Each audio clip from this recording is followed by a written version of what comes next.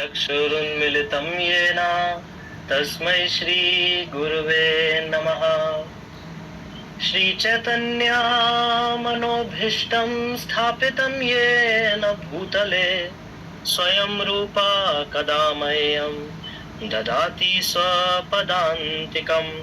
वन्देऽहं श्रीगुरो श्रीयुतापदकमलं श्रीगुरून् वैष्णवांश्च श्रीरूपं साग्रजातं सहगणा रघुनाथान्वितं तं सजीवं साद्वैतं सावधूतं परिजनसहितं कृष्ण चैतन्य देवं श्रीराधा कृष्ण पादान् सहगणा ललिता श्रीविशाखान्वितांश्च कान्त राधाकान्त नमोस्तुते। तप्त कांचन गौरंगी राधे वृंदावनेश्वरी वृषभानुसुते देवी प्रणमामि हरि प्रिये। नमो महावदान्याय कृष्ण प्रेम प्रदायते कृष्णाय कृष्ण चैतन्य नामिने गौरतसे नमः। पंचतत्वात्मकं कृष्णं भक्तरूपा स्वरूपकं भक्तावतारं भक्ताख्यं नमामि भक्तशक्तिकम्। जय श्री कृष्ण चैतन्य प्रभु नित्यानंद श्री अद्वैत गदाधर श्रीवास आदि गौर भक्त वृंद। हरे कृष्णा कृष्ण कृष्णा हरे हरे हरे राम राम राम हरे हरे। हरे कृष्णा। गौर पूर्णिमा की इस बहुत ही अद्भुत बहुत ही शुभ एक संध्या में आप सभी का बहुत बहुत स्वागत है। और मेरा ये परम सौभाग्य है कि श्री चैतन्य महाप्रभु के बारे में उनसे अवगत कराने का आज मुझे आप सभी के सामने सौभाग्य मिल रहा है। आप सभी से मैं इसके लिए आशीर्वाद चाहूंगा। जो भी हरे कृष्णा एक बार भी मंत्र बोल देते हैं वे सब महाप्रभु के बहुत प्रिय भक्त हैं। तो आप सबकी शक्ति से मैं कुछ आज बोल पाऊंगा। तो मुझे सेवा दी है श्री हरि कीर्तन प्रभु जी ने कि आज मैं आप लोगों को थोड़ा सा बताऊं चैतन्य महाप्रभु के बारे में। चैतन्य महाप्रभु भगवान कृष्ण का स्वयं पूर्ण एक स्वयं रूप अवतरण है। और उनकी जो पूरा उनका जीवन परिचय था उसको पहले एक वृंदावन दास ठाकुर नाम के एक वैष्णव हुए हैं, उन्होंने चैतन्य भागवत में लिखा।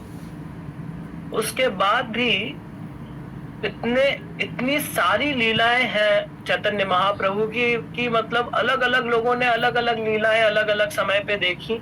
लेकिन उनमें से जो कुछ प्रमुख थी वो नित्यानंद प्रभु ने सनातन गोस्वामी को बताई और उनसे कृष्णदास कविराज गोस्वामी जी को मिली।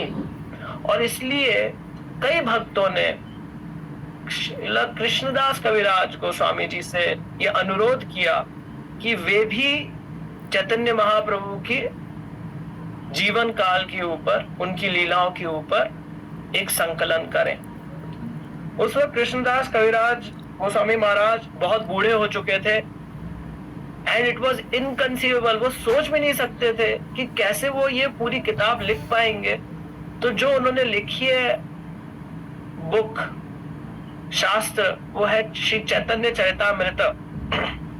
और उसमें वो लिखते हैं कि मुझे आंख से दिखता नहीं है, हाथ मेरे कांपने लग गए हैं, कैसे मैं लिखूंगा।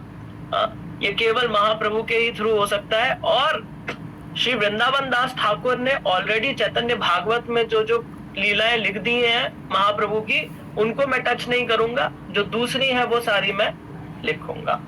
ठीक है। तो उसमें आगे जो अपनी गौड़िया वैष्णव परंपरा चलती आई है जो कि जिसका नया नाम इस्कॉन है वो गौड़िया वैष्णव परंपरा। वो कर रहा है हरे कृष्णा मूवमेंट जो कि है संकीर्तन मूवमेंट जो कि स्टार्ट करा था चैतन्य महाप्रभु ने, है ना। नाम नया है लेकिन काम वही है जो भगवान का है, उसको सिर्फ हमने एक्सटेंड करा है, कुछ नया नहीं है। तो तो उस इसमें चैतन्य चरितामृत को इसलिए हमने प्राथमिकता दी है क्योंकि इसमें ना केवल लीलाओं का रस है, बल्कि जो सिद्धांत है, जो गौड़ीय वैष्णव सिद्धांत है, जो अनूठी देन है श्री चैतन्य महाप्रभु की, ये भी बहुत सुंदरता से कवर करी है, बहुत टेक्निकली कवर करी है कृष्णदास कविराज गोस्वामी महाराज। ठीक है, तो इसलिए उसका सहारा लेते हुए आज मैं आपके सामने प्रस्तुत कर रहा हूं श्री चैतन्य महाप्रभु जो इस संसार में उनका प्राकट्य हुआ, वो प्रकट हुए, उसके 3 कारण, बाह्य एक्सटर्नल, और 3 अंदरूनी कारण, अंतः कारण क्या थे, ये उन्होंने चैतन्य चरितामृत में लिखे हैं श्लोक। उसी के आधार पे हम लोग देखेंगे कि महाप्रभु पृथ्वी पे क्यों प्रकट हुए। ठीक है, समय भी कम है, ज्यादा से ज्यादा मैं प्रयास करूंगा इसको अपन लोग सरलता के साथ में आगे बढ़ पाए इस पे। ठीक है, तो पहले मैंने आपको बता ही दिया चैतन्य चरितामृत जो है, इसको में कृष्णदास कविराज गोस्वामी जी ने 3 बड़े बड़े खंड इसके करे। पहला आदि लीला। आदि लीला जब महाप्रभु का जन्म हुआ तब से लेकर फिर उनका जो विवाह हुआ, उनका जो गृहस्थ जीवन था, और फिर वो समय जब आया जब उन्होंने सन्यास लिया, ये हो गया आदि लीला। जब उन्हें सन्यास ले लिया, वो सन्यास लेने के बाद में वो वहां से जगन्नाथपुरी गए। जगन्नाथपुरी से उन्होंने पूरे साउथ इंडिया का एक टूर किया, लोगों को हरिनाम दिया, वाराणसी, वृंदावन, अलग अलग जगहों पे सबको भक्ति के गहन अर्थों से क्या कहते हैं इंट्रोड्यूस किया, उनको परिचय दिया, भक्ति क्या है, भगवान क्या है, इसके डिटेल्स, इसके बहुत गहरे मीनिंग्स बताए, जिसमें से शायद थोड़ा सा हम आज देखेंगे। और उसके बाद में एक समय ऐसा आया जब वो फिर जगन्नाथपुरी वापस लौट आए हमेशा के लिए। यहाँ पे मध्य लीला खत्म होती है और फिर अंत्य लीला जो शुरू होती है वो होती है जो अगले 18 साल चैतन्य महाप्रभु जगन्नाथपुरी में ही रहे। रथ यात्राएं जो हुई, जो भक्त उनसे मिलने आते थे, जो अलग अलग भक्तों से उनके संवाद हुए, इनको कवर करा गया है और वहां पे फिर अंत्य लीला का समापन हो जाता है। तो आज जो हम लोग 3 बाहर के कारण, बाह्य कारण की बात कर रहे हैं कि मतलब भगवान जो भी करते हैं उसमें कुछ ना कुछ पीछे कारण होता है। तो पहला कारण जो है कि उन्हें युग धर्म को स्थापित करना था। अब क्यों करना था, क्या होता है युग धर्म, इसको हम लोग थोड़ा सा देखेंगे। लेकिन पहले युग धर्म को स्थापित करना था, ऐसा चैतन्य चरितामृत में आदि लीला के 3 अध्याय के 40वें श्लोक में कृष्णदास कविराज गोस्वामी महाराज कुछ इस प्रकार कह रहे हैं कि कलियुग युग धर्म नामेरा प्रचार, तथी लागी पीत वर्ण चैतन्य अवतार। कि religious practice for the age of Kali क्या है, धर्म, युग धर्म क्या है कलयुग का, भगवान के दिव्य नामों का की महिमा को फैलाना। और केवल इस कारण से भगवान कृष्ण ने पीत वर्ण, पीला वर्ण ले लिया, गोल्डन रंग ले लिया और उसमें वो अवतरित हुए चैतन्य महाप्रभु की तरह। तो कृष्ण की ही बात हो रही है। भगवान कृष्ण भगवत गीता में 4 अध्याय के 8वें श्लोक में कहते हैं, परित्राणाय साधूनाम विनाशाय च दुष्कृताम धर्म संस्थापनार्थाय संभवामि युगे युगे। साधुओं का को मुक्ति प्रदान करने के लिए, उनको वैकुंठ वापस ले जाने के लिए, है ना, उनको तार देने के लिए मैं आता हूं। दुष्कृत जो हैं, ऐसे दुष्कृतनों का विनाश करने के लिए आता हूं। और हर युग में, युगे युगे, एक युग के बाद दूसरे युग, फिर उसके बाद दूसरे युग, हर युग में लगातार मैं आता रहता हूं। उस युग में कौन सा धर्म करने से आपको भगवत प्राप्ति हो सकती है, उस धर्म को स्थापित करने के लिए मैं आता हूं। क्या मतलब हुआ? मतलब ये हुआ कि अरे प्रभु जी, तपस्या करने के लिए अगर आप 25,000 साल तपस्या करेंगे तो आपको भगवत प्राप्ति होगी। तो ये बहुत अच्छा हो सकता है उस युग में जिसमें इंसान 25,000 साल तक जी सकता है, जो कि है सतयुग। तो वहां पे तपस्या करी जा सकती है, ध्यान लगा के एक जगह बैठ के। और इसलिए अगर आपने बचपन में कोई कहानियां सुनी होंगी तो उसमें ऐसा कहते हैं कि एक साधु बाबा थे, उन्होंने हजारों साल तक तपस्या करी। तो हम सोचते हैं अरे हजारों साल तक कैसे तपस्या करी? तो क्यों कहानी सतयुग की है, वो कहानी त्रेता युग की है ना। द्वापर में भी आते आते 1000 साल से ज्यादा कोई जीता नहीं था। तो मतलब ध्यान मग्न होकर तपस्या करने के लिए कलयुग में वो करना बहुत मुश्किल है, क्योंकि उतना समय नहीं है, उस तरह का सात्विक वातावरण नहीं है। तो भगवान ने कहा है जो भी युग धर्म होगा वो मैं स्थापित करने आऊंगा। तो आइए देखिए युग धर्म क्या है कलयुग का। तो श्रीमद् भागवतम में बोलते हैं, कृते यध्यायतो विष्णुम त्रेतायाम यजतो मखे द्वापरे परिचार्यायाम कलौ तद हरि कीर्तनात्, है ना। जो सतयुग में विष्णु जी पे ध्यान करने से प्राप्त होता था, जो त्रेता युग में यज्ञ करने से प्राप्त होता था, त्याग करने से प्राप्त होता था, जो द्वापर युग में भगवान की अर्चना करने से प्राप्त होता था, वही रिजल्ट कलयुग में केवल सिंपली हरे कृष्ण महामंत्र को चैंट करने से प्राप्त होता है। ये भागवतम के 12वें स्कंद में भविष्य पुराण चैप्टर 3 के 52वें श्लोक में बताया गया है। ठीक है, तो कौन एक्सेप्ट कर पाएगा? क्योंकि जो चैतन्य महाप्रभु है, देखिए अभी युगों के हिसाब से देखें तो सतयुग में 4 बार आएंगे, त्रेता युग में 3 बार आएंगे, द्वापर में 2 बार आएंगे, कलयुग में 1 बार आएंगे विष्णु जी अपने ऐश्वर्य रूप में। और उसमें हम जानते हैं कल की रूप में आएंगे, कलयुग का खत्म करके सतयुग स्टार्ट कर देंगे, सब लोगों को मार डालेंगे, सतयुग स्टार्ट कर देंगे। ठीक है, तो धर्म संस्थापना कहाँ हुई उसमें? वो तो कलयुग के एंड में आएंगे। तो धर्म संस्थापना करने के लिए भगवान विष्णु अपने ऐश्वर्य भाव में नहीं आते। ऐश्वर्य भाव मतलब टीवी पे आ रहा है, कैमरा में आ रहा है कि विष्णु जी प्रकट हुए हैं, वो ऐश्वर्य भाव है। ऐश्वर्य भाव मतलब अरे भगवान है, बाप रे, सर झुका के ऐसे नमस्ते करो, वो ऐश्वर्य भाव है। उस ऐश्वर्य भाव में भगवान नहीं आएंगे कलयुग के बिगनिंग में। तो फिर कौन से भाव में आएंगे? भक्तावतारम भक्ताख्यम नमामि भक्त शक्तिकम, भक्त के भाव में आएंगे। ये दिखाने के लिए कि भगवत गीता तो मैंने बोल दी, भागवतम लिख दी व्यास देव जी ने, लेकिन इसको जी के कौन दिखाएगा? बुक में तो बहुत अच्छा लिखा हुआ है, क्या कोई ऐसा है जो कि भगवत गीता के ऊपर जी भी सकता है? तो भगवान कृष्ण कहते हैं मैं खुद आऊंगा और भक्त की तरह जी के दिखाऊंगा कि कैसे आप भक्ति कर सकते हो। ये जीवन परिचय जो है ये चैतन्य महाप्रभु का है। और इसलिए वो ऐश्वर्य भाव में नहीं आए हैं, इसलिए ये काउंट नहीं होता है कि विष्णु जी आए थे, टीवी पे नहीं आता है कि विष्णु जी प्रकट हुए हैं। ये छन्न अवतार कहा जाता है, हिडन इनकारनेशन है।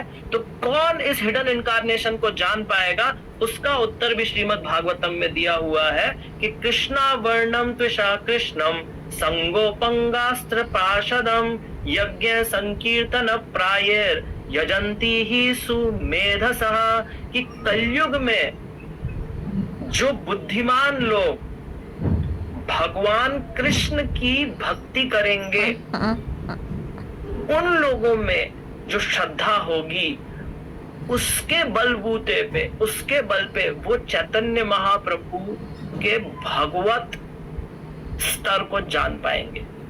वो लोग जान पाएंगे कि महाप्रभु भगवान कृष्ण ही महाप्रभु बनकर आए। कौन? जो भगवान कृष्ण की शरण लेने की बुद्धिमानी करेंगे, वैसे लोग जान पाएंगे कि ये कृष्ण ही आए हैं, जो कि किस वर्ण में है? कृष्ण वर्ण में नहीं है, बल्कि राधा रानी के वर्ण में है। जब हम लोग अंतः कारण देखेंगे तो आप जान पाएंगे कि क्यों भगवान कृष्ण राधा रानी के रंग में, गौ रंग में आए हैं, इस रूप में आए हैं। लेकिन इससे हमने ये स्थापित करा, पहला कारण कि भगवान कृष्ण चैतन्य महाप्रभु के रूप में प्रकट होते हैं युग धर्म हरिनाम संकीर्तन को स्थापित करने के लिए कलयुग की शुरुआत में, है ना। उसके लिए तमाम श्लोक हैं जो कि पद्म पुराण, गरुड़ पुराण, विष्णु सहस्त्र नाम, और तमाम ऐसे मेरे पास में 7 पेज का पीडीएफ है जिसमें श्लोक पे श्लोक है जो कि बता रहे हैं कि भविष्य में कलयुग के पहले पार्ट में चैतन्य महाप्रभु आएंगे, नवद्वीप और मायापुर में सची सुत और जगन्नाथ मिश्रा के पुत्र बनकर आएंगे। ऐसा गरुड़ पुराण का श्लोक है, पद्म पुराण के श्लोक है, तमाम श्लोक है ना। तो क्यों आएंगे? तो यहाँ पे बताया गया है टू गिव प्रेम भक्ति देने के लिए, भक्ति प्रेम देने के लिए आएंगे। इसको मैं थोड़ा सा समझाऊंगा। पहला कारण मैंने आपको बता दिया। ओके, 6:19 ठीक है। तो चैतन्य चैतामृत में एक श्लोक आता है, अनार्पित चरिम चिरत करुणायावतीर्णः कलौ समर्पयितुम उन्नतोज्ज्वल रसाम स्वभक्ति श्रियम हरिपुरट सुंदर द्युति कदम्ब संदीपितः सदा हृदय कंदरे स्फुरतु वा सचिनंदनः। हिंदी में इसको पढ़ता हूं मैं। हे भगवान कृष्ण, श्रीमती शची देवी के पुत्र श्री चैतन्य महाप्रभु के रूप में कृपया मेरे हृदय के अंतःकरण में सदैव विराजमान रहिए। पिघले हुए सोने के समान उज्जवल कांति वाले हे महाप्रभु, इस कलयुग में अपनी अकारण दयावश अनमोल वस्तु देने के लिए प्रकट हुए हैं जो पहले किसी अवतार ने कभी नहीं दी है। वह है भक्ति का सबसे सर्वश्रेष्ठ और दिव्य प्रेम रस अर्थात माधुर्य भक्ति, वो भी गोपी भाव में, पराकिया भाव में। जो आप फोटो देख रहे हैं लेफ्ट साइड में, ये ब्रह्म संहिता के ऊपर आधारित है।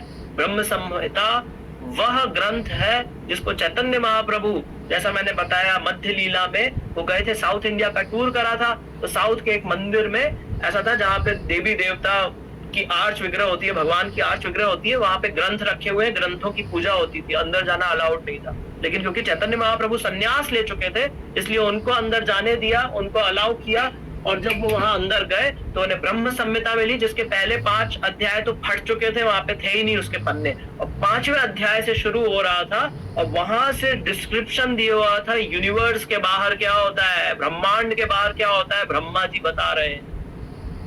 और वहां से नींव बांधी चैतन्य महाप्रभु ने हमें ये बताने की कि अभी तक चैतन्य महाप्रभु के आने से पहले तक लोग तपस्या करते थे, इस दुनिया से बाहर निकल जाते थे, ब्रह्म ज्योति में जाके लीन हो जाते थे, बोलते थे सब कुछ बाद में, भगवान तो निराकार निर्गुण ब्रह्म है, बस एक लाइट है एंड में, यूनिवर्स से बाहर निकला था मैं, सिर्फ लाइट ही लाइट थी वहां पे, वही भगवान है, ऐसा सोचते थे जो तपस्या करते थे। जो योगी थे वो सोचते थे कि मैं योग करता हूँ, योग करने के बाद में जब मुझे सर्व साक्षात्कार होता है, सेल्फ रियलाइजेशन होता है, तो हृदय में बैठे हुए विष्णु जी दिखते हैं जो कि क्षीरोदक्षाई विष्णु होते हैं। उन विष्णु जी का जब दर्शन होता है तो मैं ऐश्वर्य के भाव में आ जाता हूँ, अरे भगवान दिख रहे हैं।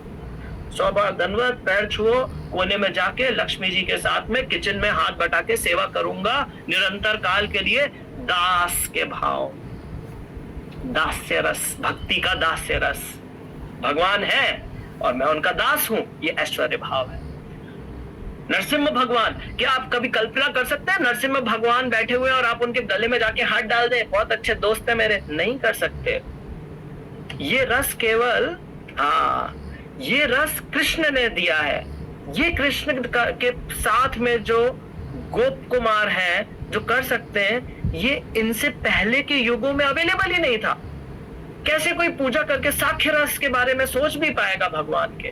और इसलिए जब चैतन्य महाप्रभु आए, उन्होंने जो भक्ति का मार्ग दिखाया है, उससे उन्होंने ये धीरे धीरे करके हमें बताया कि कैसे क्लोजनेस होती है। और जो इस पूरी सृष्टि का जो सेंटर है, वो सेंटर है जहां पे प्रेम ही प्रेम है, जहां पे माधुर्य ही माधुर्य है। The centre of this entire creation is full of beauty, it's full of love, it's full of intelligence। और वहां पे कौन विराजमान है? वहां पे भगवान कृष्ण विराजमान है अपने पूर्ण पुरुषोत्तम अवतार में, पूर्ण पुरुषोत्तम रूप में, कंप्लीट रूप में। इस कंप्लीट रूप में वो हर जगह हर कहीं आकर हर इंसान को नहीं समझा सकते अपना एग्जिस्टेंस। इनफैक्ट इतना तक कहें कि त्रेता युग में जब वो आते हैं तो वो केवल मर्यादा पुरुषोत्तम बन के आते हैं, पूर्ण पुरुषोत्तम बन के नहीं आते हैं। और तब जो ऋषि मुनि थे चित्रकूट के आसपास, वो कहते हैं कि आपके इस ग्रीन एमरल्ड जैसे आपके इस रूप को देखकर जो हमने अपना पूरा जीवन 25,000 30,000 साल तक आपकी तपस्या करी, हम आपके अलावा और किसी के हो नहीं सकते। हमारे पास में इतना यौगिक बल है कि हम अभी इसी वक्त एक सुंदर युवती बन सकते हैं और आपको एक पत्नी की तरह सेवा करना चाहते हैं। आप हमें ये दीजिए। भगवान क्या नहीं देंगे, सब दे सकते हैं, लेकिन बोले कि अभी जो मैं आया हूं, मैं अपने पूर्ण पुरुषोत्तम अवतार में नहीं आया हूं, अभी मैं अपने मर्यादा पुरुषोत्तम अवतार में आया हूं, जिससे आगे आने वाली सैकड़ों करोड़ों पीढ़ियां देख सके कि अपना इंसान की तरह जीवन कैसे जीना चाहिए। तो इसलिए एक पत्नी व्रत रखा है मैंने, दूसरों को सिखाने के लिए। मेरे ऊपर ऐसी कोई बंदिश नहीं है, क्योंकि स्कूल का हेडमास्टर मैं ही हूँ, प्रिंसिपल मैं हूँ। धर्मम तो साक्षात भगवत प्रणीतम, धर्म मैंने बनाया है, मैं डिफाइन करता हूँ कैसे चल के मुझ तक आना है। तो मेरे ऊपर रूल अप्लाई नहीं होते, लेकिन इस जन्म में मैं नहीं करूंगा। जब तुम अगले जन्म में, जब मैं पूर्ण पुरुषोत्तम भगवान बन के आऊंगा, तब मैं बिना किसी रोक टोक के, जैसे मैं अपने हर भक्त के साथ में प्रेम का आदान प्रदान करता हूँ, वैसे तुम्हारे साथ में जैसी तुम्हारी इच्छा है वैसा करूंगा। तब फिर मुनि लोग बहुत प्रसन्न हो गए, और द्वापर युग में जब भगवान कृष्ण आए तो मुनिचर गोपियों की तरह आकर उन्होंने भगवान की माधुर्य रस में सेवा करी, जिसमें उनको रत्ती भर भी काम वासना नहीं थी, केवल भगवान की भक्ति थी, भगवत भक्ति थी, केवल सेवा भाव था। खुद को लड्डू नहीं खाना है, लड्डू बना के कृष्ण को खिलाना है, ये भाव था। तो ये भाव जो है, ये सबसे ज्यादा कंडेंस्ड फॉर्म है प्रेम का। इसको कैसे प्राप्त किया जा सकता है, ये बताने के लिए, ये समझाने के लिए चैतन्य महाप्रभु आए। ये दूसरा कारण है, ये दूसरा कारण है क्यों चैतन्य महाप्रभु का प्राकट्य हुआ, जैसा कि हमने अभी इस श्लोक में देखा। बहुत बड़े बड़े टॉपिक्स हैं, आधे घंटे में कवर नहीं करे जा सकते, लेकिन मैं जितना करूंगा, मैं ये ओवर हाई लेवल तो आपका कवर कर ही दूंगा। तीसरा बाह्य कारण है ना, बाह्य कारण ये है कि अद्वैत आचार्य जो है, उन्होंने बुलाया था कि आप आइए। तो अद्वैत आचार्य कौन है? अद्वैत आचार्य जो है, ये महाविष्णु है। महाविष्णु, और गौर लीला में थोड़ा मुश्किल है, लेकिन सुन लीजिए, पहली बार हर चीज मुश्किल लगती है, बार बार सुनेंगे, बार बार समझेंगे, तो फिर over the period of time समझ में आने लग जाएगा, है ना। तो जैसे अभी बताया कि चैतन्य महाप्रभु जो है, ये कृष्ण है राधा रानी के भाव में। ऐसे जो हरे कृष्ण, अद्वैत आचार्य जो है, वो है महाविष्णु सदाशिव के भाव में, शिव जी के भाव में विष्णु जी, ठीक है। वही महाविष्णु और सदाशिव जो मैंने बताया, ये यूनिवर्स के बाहर थे, जो लेटे हुए थे, महाविष्णु कारणोदक्षाई विष्णु। वो भी एक लंबा टॉपिक है, कभी बाद में उसकी चर्चा करी जा सकती है। तो अद्वैत आचार्य कहते हैं, अपनी श्री कृष्ण यदि करे ना अवतार, अपने आचार्य भक्ति करे ना प्रचार। अगर भगवान कृष्ण खुद प्रकट हो गए तो कैसे अपनी भक्ति, उनकी भक्ति करी जाए, इसका सबसे ज्यादा अच्छा एग्जाम्पल और कौन दे सकता है, वो ही देख सकते हैं। तो क्या करूं अभी? नाम वेनु कली काले धर्म नहीं आर, कली काले कैछे हबे कृष्णा अवतार। ये कलयुग में तो उनके नामों का प्रचार और उनका जाप करना और संकीर्तन करना ही धर्म है, लेकिन इसको भगवान अवतरित होके कैसे धर्म की स्थापना करेंगे? तो अभी मुझे कुछ करना पड़ेगा। क्या करूंगा? शुद्ध भावे करीबा कृष्णेरा आराधन, निरंतर सदन सदन्य करीबा निवेदन। पूरे दैन्य भाव से। अभी कौन अच्छे शुद्ध भाव से मांग सकता है? देखिए, मांगने वाले का हमेशा कुछ खुद का हेतु होता है ना, कि मुझे लड्डू चाहिए इसलिए मांग रहा हूं। तो अभी कैसे मैं करूं जो क्या कहते हैं, थोड़ा शुद्ध हो? तो महाविष्णु को क्या चाहिए? विष्णु जी को थोड़ी कुछ चाहिए। तो विष्णु जी जब सदाशिव के भाव में आए हैं, तो हम लोगों के लिए, आपके लिए, मेरे लिए, हजारों जो और जीवात्माएं आएंगी इस कलयुग में, उनको महाप्रभु की कृपा देने के लिए उन्होंने वो शुद्ध प्रार्थना करी, जो कि इस ब्रह्मांड को चीर के, और जो गोलोक धाम हमने देखा था, इस ब्रह्मांड के बाहर वहां तक पहुंच गई उनकी शुद्धता के कारण। उसका उत्तर देने के लिए महाप्रभु प्रकट हुए। आनिया कृष्ण रे करो कीर्तन संचार, तबे से अद्वैत नाम सफल अमार। तो क्या करूंगा? गंगा जल तुलसी मंजरी अनुक्षण, कृष्ण पाद पद्म भावी करे समर्पण। कृष्णेरा आह्वाहन करे करिया हुंकारे, मते कृष्ण रे कराइला अवतार। गंगा जल और तुलसी की मंजरी लेकर शालिग्राम जी को अर्पण अगर कोई दैन्य भाव से करता है तो भगवान कृष्ण उसकी इच्छा जरूर पूरी करते हैं। और उनकी इच्छा क्या है? लड्डू चाहिए? नहीं, भक्तों को भक्ति समझ में आ सके, धर्म का संस्थापना हो सके, चैंटिंग कैसे करनी है समझ में आ सके, मंदिर आके भक्तों के साथ में कैसे बहुत प्रेम के घनिष्ठ संबंध बनाने हैं, कैसे ये सब करा जा सके, उसका जीता जागता उदाहरण देने के लिए आप आ जाइए। ये मेरी आपसे प्रार्थना है। ऐसी प्रार्थना के लिए चैतन्य अवतारे ए मुख्य हेतु, भक्तेरा इच्छाया अवतारे धर्म सेतु। इसलिए मुख्य कारण चैतन्य महाप्रभु क्यों आए, उसका मुख्य हेतु था अद्वैत आचार्य की जो एकदम शुद्ध प्रेयर थी ना। जैसे प्रहलाद महाराज इतने शुद्ध थे, थोड़ा सा भी उनको स्वार्थ भाव नहीं था, तो भगवान खंबा तोड़ के भी आ गए थे। ठीक उसी प्रकार से अद्वैत आचार्य की जो इच्छा थी वो इतनी निस्वार्थ भाव की थी कि उस निस्वार्थ भाव की इच्छा की पूर्ति के लिए लोग भगवान नहीं आते, वैसे नहीं आते, वेदों में नहीं लिखा, वो हिडन की तरह आ गए, उसके बारे में वेदों में लिखा है। छुप के आए हैं, छुप के आए हैं, छन्न अवतार में आए हैं। श्री चैतन्य महाप्रभु क्यों आए? बाह्य कारण, मुख्य कारण है श्री अद्वैत आचार्य ने बुलाया था, धर्म की संस्थापना करने के लिए बुलाया। तो ये यहाँ पे हो गए। और इंटरनल जो है वो 2 मिनट में खत्म कर दूंगा क्योंकि उसके ऊपर मुझे बोला, लेकिन वो डीप सब्जेक्ट मैटर है। तो डीप सब्जेक्ट मैटर के लिए मैं केवल आपकी एक इंक्वायरी के लिए मैं इसको बताऊंगा कि बात क्या है, बाह्य और अंतर कारण क्या है।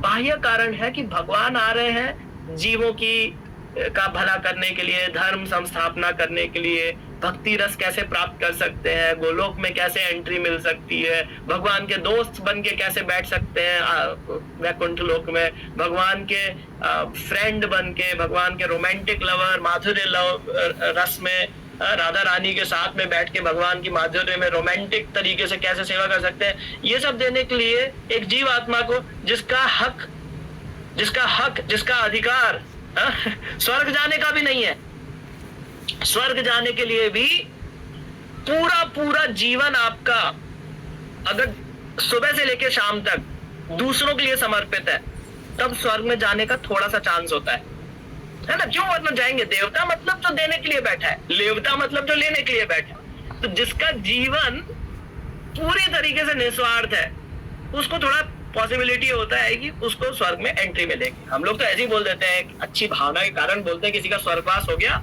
स्वर्गवास मतलब उसकी प्रोफाइल न्यूज़पेपर में नाम आता होगा, टीवी पे आया होगा कि ये पिछले 25-50 साल से अनाथालय चला रहे हैं, ये चला रहे हैं, ऐसा निस्वार्थ भाव जो होता है ना। तो ये तो हो गया बाह्य कारण।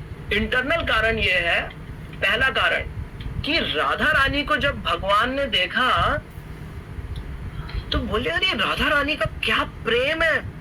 मतलब एक प्रेमी का भी एक एक्सपेक्टेशन होता है ना कि अगर मैंने सब बना के रखा है, तक खाना बनाया, ये बनाया, फूलों का पूरा सजाया, 100 यहाँ पे मंजरियां लगी थी, सामने वाला लेट आया। भगवान कृष्ण लेट आते हैं, आते ही नहीं है कभी। उसके बाद भी राधा रानी कहती है कि नहीं छोड़ूंगी, नहीं, प्रेम तो अपने नाक से ही करूंगी। ऐसा क्या, ये क्या प्रेम है राधा रानी का, इसको मैं भी एक्सपीरियंस करना चाहता हूँ। तो कैसे एक्सपीरियंस करूंगा? मैं खुद से बहुत प्यार करता हूँ, वो तो हो नहीं सकता। तो मुझे ये एक ऐसा रूप लेना पड़ेगा जिसमें कि मैं कृष्ण को पाने की कोशिश कर रहा हूँ और राधा रानी का जो भाव है उसकी महिमा को समझने की कोशिश कर रहा हूँ, ये टेस्ट करने के लिए पहला। दूसरा, अरे राधा रानी को कुछ तो मेरे अंदर अच्छा लगता है। क्या अच्छा लगता है अभी मुझे कैसे पता चलेगा? मतलब अगर मैं ही गुलाब जामुन हूं तो मुझे कैसे पता चलेगा गुलाब जामुन का टेस्ट क्या होता है? तो मुझे बनना पड़ेगा वो इंसान जो कि गुलाब जामुन खा सकता है। तो इसलिए अपनी खुद की मधुरता को आस्वादन करने के लिए, जैसे राधा रानी आस्वादन करती है, उसके लिए उन्होंने बोला इसके लिए तो मुझे भक्त ही बनना पड़ेगा। और तीसरा कि राधा रानी जब भगवान कृष्ण नहीं होते, जैसे होता है ना कि कभी ऐसे सामने बच्चा है या पापा है घर पे तो ज्यादा फर्क नहीं पड़ता है, ठीक है वहां पे बहुत प्रेम करता हूं मैं, लेकिन अगर चले जाते हैं कहीं दूर प्रेम होता है, फिर 8-10 दिन बाद पापा लौट के आते हैं तो बच्चे भी एक्स्ट्रा प्रेम, अरे पापा आ गए, पापा आ गए। तो क्यों? मतलब अगर जब सेपरेशन होता है तो ज्यादा प्रेम होता है। ये ज्यादा प्रेम कौन एक्सपीरियंस कर पाता है? वही एक्सपीरियंस कर पाता है, वही उसका अनुभव कर पाता है जिससे उनका प्रियतम दूर चला गया है। तो जिसके लिए कृष्ण दूर चले गए हैं, ऐसी राधा रानी उसमें क्या एक्सपीरियंस करती हैं, वो ब्लिस उनके प्रेम का, वो भी मैं टेस्ट करना चाहता हूँ। ये काफी सिमिलर है लेकिन इनमें थोड़ा थोड़ा अंतर है, तो उसका आस्वादन करने के लिए आते हैं। इसकी के साथ में बाहर के 3 कारण और अंदर के 3 कारण हो गए हैं। ये बात फिर से बताऊंगा। धर्म की संस्थापना करने के लिए, कि हर युग में एक युग धर्म होता है, युग धर्म हरिनाम था तो हरिनाम की स्थापना करनी थी, इसलिए आए। भक्ति प्रेम, किसी पहले दूसरे किसी अवतार में भक्ति प्रेम या रोमांटिक लविंग अफेयर, अरे राम भगवान भी आए थे तो सुग्रीव के साथ में बहुत फॉर्मल फ्रेंडशिप थी, तो फ्रेंडशिप भी नहीं बल्कि साक्ष्य भी जो दिया, और ये भक्ति प्रेम, इसको कैसे प्राप्त किया जा सकता है, इसका मार्ग जो दिया है वो चैतन्य महाप्रभु ने दिया है। और तीसरा कारण, क्योंकि अद्वैत आचार्य ने अपनी निस्वार्थ भाव से एकदम प्योर भक्ति से उन्होंने बुलाया था, उसके लिए आए थे। 3 अंदरूनी कारण, अंतः कारण क्या थे, जिनको अगर मैं एक ही लाइन में बोलूं तो राधा रानी का जो भाव है, एक भक्त का जो भाव है भगवान के प्रति, उससे वंचित कैसे रह सकते हैं भगवान? भगवान को सब चाहिए, तो भगवान को प्रेम करने में कैसा लगता है ये तो भगवान एक्सपीरियंस नहीं कर सकते, इसके लिए तो भगवान का भक्त बनना पड़ेगा। तो बोले ठीक है, चलो मैं भी जाके जरा भक्त बनता हूँ, दूसरी तरफ जाके टेस्ट करूं, जो मैं सबको प्रेम देता हूँ वो प्रेम खुद आस्वादन करके देखूं कैसा लगता है। तो उसके लिए महाप्रभु का के रूप में राधा रानी का भाव लेके आए थे। इसी के साथ यहीं पे मैं समाप्त करूंगा। 5 मिनट ऊपर जाने के लिए बहुत बहुत क्षमा चाहता हूँ, मेरे पास में करेक्ट लिंक नहीं था, तैयारी मेरी आधे घंटे की थी। तो आप लोगों के प्रेम के लिए और सुनने के लिए, श्रवण करने के लिए बहुत बहुत धन्यवाद। आप लोगों के श्रवण के कारण मैं भी महाप्रभु को याद कर पा रहा हूँ। गौर पूर्णिमा की बहुत बहुत शुभकामनाएं, हार्दिक शुभकामनाएं, और आपके लिए प्रार्थना करता हूँ। हम लोग का साल यहाँ से शुरू होता है, तो आज मैं प्रार्थना करता हूँ कि आप अपनी भक्ति में और ज्यादा उन्नत हो पाए, आगे बढ़ पाए, सेवा कर पाए, और आपका जो ये आध्यात्म का सफर है ये भक्तों के प्रति प्रेम से भरा हुआ हो, सेवा भाव से भरा हुआ हो। बहुत बहुत धन्यवाद। हरे कृष्ण। हरे कृष्ण। हरे कृष्ण प्रभु जी। हरे कृष्ण। हरे कृष्ण प्रभु जी। Hare Krishna so much. हरे कृष्ण प्रभु ji. Thank you so much. Hare Krishna. Hare Krishna. Thank you. Hare Hare.